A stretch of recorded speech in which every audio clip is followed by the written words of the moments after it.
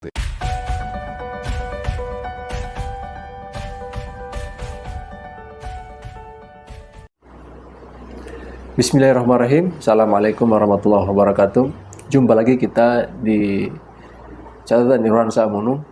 Pada kesempatan kali ini kita akan membahas judul yaitu Koja-Koja Kada atau bincang-bincang santai kepala daerah.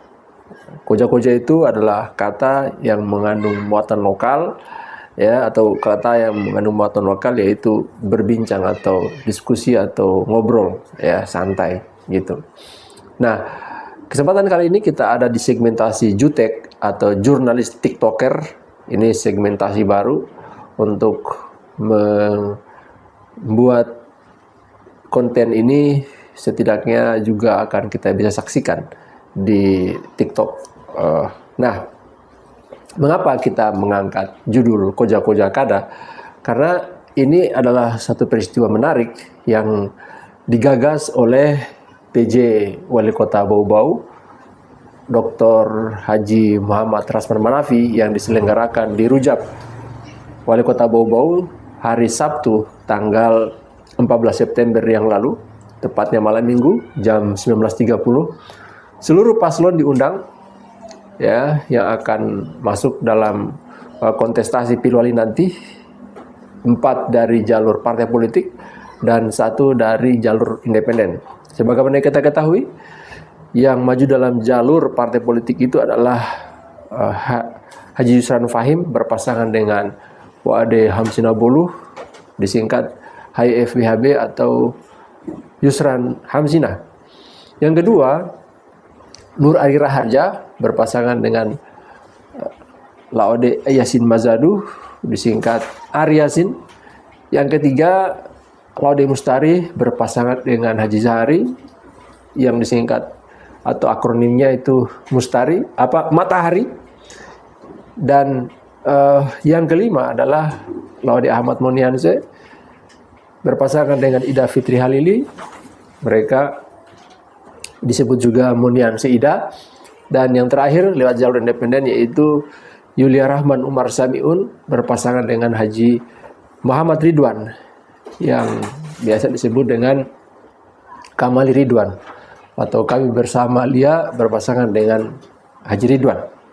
Nah, pemirsa catatan Nurhansa Amunum, bahwa sampai sekarang kita tidak mengetahui apa topik pembicaraan dalam diskusi tersebut atau koja-koja kada tersebut. Namun satu sisi yang perlu kita ketahui bahwa dalam acara tersebut hanya ada 2 pasang yang itu dihadiri lengkap oleh kedua pasangan calonnya, yaitu HYF WHB atau Yusran Hamzina, yang kedua adalah Ari Yasin. Nah, sementara jalur independen dalam hal ini Kamali Ridwan itu hanya dihadiri oleh wakil atau calon wakil wali kotanya, yaitu Haji Ridwan. Sedangkan dari Matahari itu hanya dihadiri oleh Mustari, itu pun juga hadir ketika acara sudah selesai. Dan saat itu agendanya hanya makan malam biasa, diisi dengan diskusi ringan, berlangsung cepat karena memang mereka sudah teragenda untuk para paslon ini hadir dalam agenda sosialisasi yang mereka sudah agendakan. Nah, hanya yang menarik di sini pasangan Moni Ida atau Monianse Ida tidak hadir. Tidak ada satupun yang hadir. Sampai sekarang kita tidak tahu atau belum tahu apa penyebab ketidakhadiran mereka. Bisa jadi ini juga dipengaruhi oleh faktor karena mereka sudah teragenda jadwal pada hari itu. Nah, sisi lain yang perlu kita ketahui adalah apa kira-kira topik yang dibahas di sana. Memang itu diskusi ringan, tapi setidaknya tentu ada hal-hal yang disampaikan. Ini yang masih jadi misteri.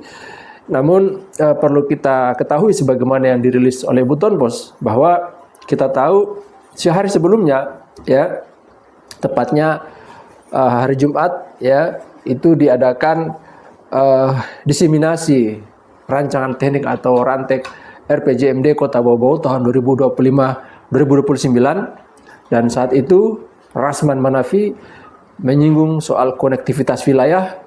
Sebagaimana biasa, konektivitas yang selama ini dijelaskan oleh Rasman itu menyinggung beberapa hal, yaitu konektivitas darat, laut, udara, dan digital. Juga disinggung mengenai Palaparing dan di mana existing Kota Bau-Bau.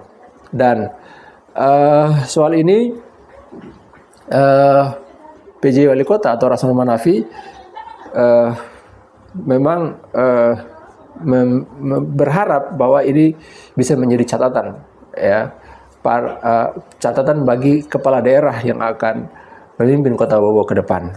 Nah, pemirsa, catatan Yoran Samuno, tentu kita melihat seiring dengan semakin dekatnya waktu coblosan 27 November, maka dinamika politik ini semakin tinggi dan eskalasinya juga semakin naik. Dan apakah ini juga ada kaitannya dengan materi koja-koja kada tersebut? Ya wallahu a'lam bishawab.